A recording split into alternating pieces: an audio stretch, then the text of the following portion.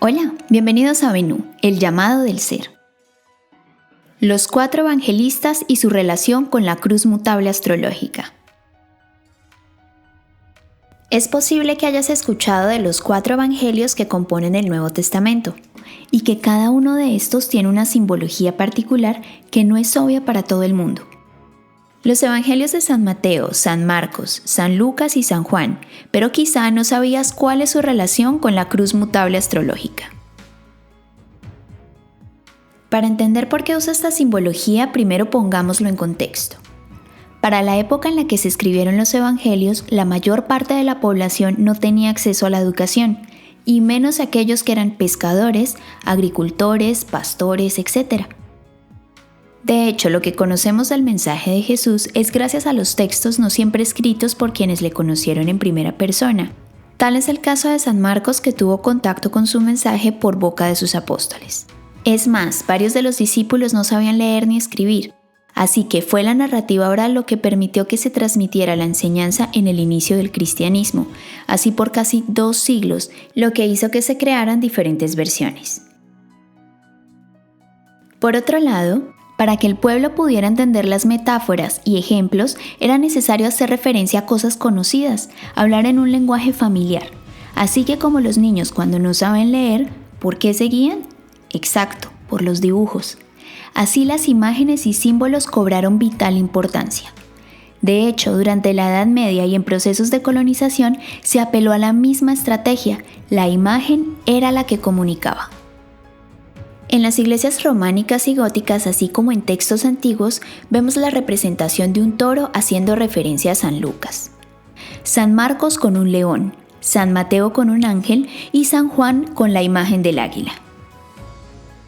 Pero ¿cómo fue que la simbología astrológica de la cruz fija, Tauro, Leo, Escorpio y Acuario, se convirtió en los mismos símbolos de los 4 evangelistas? La explicación a esto no se encuentra en los escritos cristianos propiamente, sino en los símbolos usados en el origen del cristianismo, que datan de pueblos anteriores que ya hacían parte de la cultura romana, y aunque posteriormente se trató de darle otra explicación para, entre comillas, limpiar su pasado pagano, para los primeros cristianos estos eran símbolos claros. Los romanos tenían referencia de los caldeos por el uso de calendarios precisos en los que se mencionaban los 4 pilares del cielo. Para ese entonces, la astrología caldea había llegado a un alto grado de desarrollo en la observación astronómica, pero ese concepto en particular ya venía desde la época de los sumerios, y fue durante el florecimiento sumerio hacia el 3200 a.C. que los puntos angulares de las constelaciones fijas marcaban la trayectoria del Sol, dando inicio a las estaciones del año, es decir, los equinoccios y solsticios en las estrellas de Aldebarán en la constelación de Tauro, Régulos en Leo, Antares en Escorpio y Sadalmelik en Acuario. 1000 años más tarde, los solsticios habían pasado de las constelaciones fijas a las cardinales, cambiando de la era de Tauro a la de Aries, pero este conocimiento ya se había expandido por más de 2000 años y su iconografía estaba presente en templos, símbolos de poder político y religioso. Los evangelios canónicos que entraron a ser parte de la Iglesia cristiana alrededor del siglo II establecen eso, una regla o norma, y fue Irineo de Lyon quien empleó ese razonamiento en su texto Contra las herejías, en el que establece que estos son los textos más fieles a las enseñanzas cristianas porque hacen parte de la primera generación. Esto en su afán de unificar y de evitar diferentes interpretaciones. Pero también existen otros evangelios que han ido apareciendo a lo largo de la historia. Se les considera apócrifos, que traduce lejano u obscuro, porque según el dogma son muy posteriores o se alejan de las ideas allí expuestas. Es decir, no se les considera pertenezcan al canon establecido, a esos 4 pilares sobre los que se edificó la Iglesia cristiana. Para ese entonces eran 4 las regiones del mundo, aún no se contaba con América, 4 los puntos cardinales, 4 las estaciones y los elementos, preconfigurando un sentido de orden y estructura. Lo curioso es que esos 4 principios concuerdan con los 4 pilares del cielo provenientes del paganismo. Veamos entonces qué relación guardan en su iconografía y significado desde la simbología astrológica proveniente de Sumeria y la cristiana en la que se denomina tetramorfo o cuatro formas. El primer pilar es el arquetipo de Tauro. Este encarna la capacidad de concreción en el mundo de la materia, es la tierra misma, lo que nace, florece, la primavera, rige las artes, la creatividad, la belleza natural de todo ser que encarna en la tierra. En la otra visión está el Evangelio de San Lucas, médico griego y discípulo de Pablo de Tarso.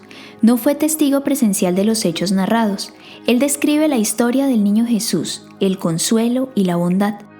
Es patrono de los artistas porque se le atribuye a su descripción una forma clara de hacerse un retrato de la inocencia del niño hecho carne. Su símbolo es un buey porque inicia su texto describiendo el sacrificio de un ternero por Zacarías, padre de Juan el Bautista. Luego le sigue Leo, que es el arquetipo encargado de guardar la dignidad humana. Él es el astro rey que brilla e inspira a otros a brillar. Rige las creaciones, los hijos, la lúdica, entre otras cosas. Por su parte, San Marcos fue discípulo de San Pedro, por quien conoció las enseñanzas de Jesús. Este narra sobre la crucifixión y su figura está representada por un león. Su evangelio inicia narrando sobre Juan el Bautista, quien le abrirá el camino al Hijo de Dios, y su imagen proviene de un pasaje del Apocalipsis, en el que éste es representado con esta forma. El acuador representa la figura de un hombre que drena el agua de la inmortalidad sobre la tierra. Representa la unidad y los ideales altruistas, las comunidades, la libertad, la expansión, el conocimiento universal, la sabiduría. El Evangelio de San Mateo está simbolizado por un ángel. Este apóstol hizo parte de los 12 elegidos por Jesús y fue un recaudador de impuestos. En él se describe cómo Jesús encarna las cualidades descritas en el Antiguo Testamento, como el Mesías, el Hijo del Hombre, aquel que encarna las cualidades divinas en la tierra. Al igual que en la cruz fija, este es el único que no representa un animal sino un hombre, en este caso alado, que al igual que en Acuario trae sabiduría a la tierra. Y por último tenemos a Escorpio, que rige las profundidades del alma, la sombra, aquellos rasgos que mantenemos en el sótano, pero también es la capacidad de transmutar, de la entrega a nuestro destino, el morir y renacer como el ave fénix, y en su fase más evolucionada se le representa como un águila. Pues esta pasa por un proceso de muerte y transformación antes de renovar su plumaje y pico, convirtiéndose en una majestuosa ave, contemplando desde arriba y desde el desapego el camino que lo llevó hasta allí. Por su parte, San Juan, también descrito como el discípulo amado de Jesús, fue el más joven de los 12 apóstoles y el único que no murió martirizado. Su evangelio es el más profundo, contemplativo y metafórico. Sus atributos son el cáliz, o un dragón que representa el veneno que se le hizo tomar para probar su fe y del cual salió ileso. Se le representa iconográficamente como el águila, haciendo referencia a su visión que fue más allá de lo evidente. Como te podrás dar cuenta, muchos de los símbolos que han llegado a nosotros han tenido que pasar por muchas vías antes, y sin embargo, si han sobrevivido más allá de quienes los considere paganos o pertenecientes a una religión en particular, es porque contienen un significado más profundo con el que más de una cultura se ha podido identificar.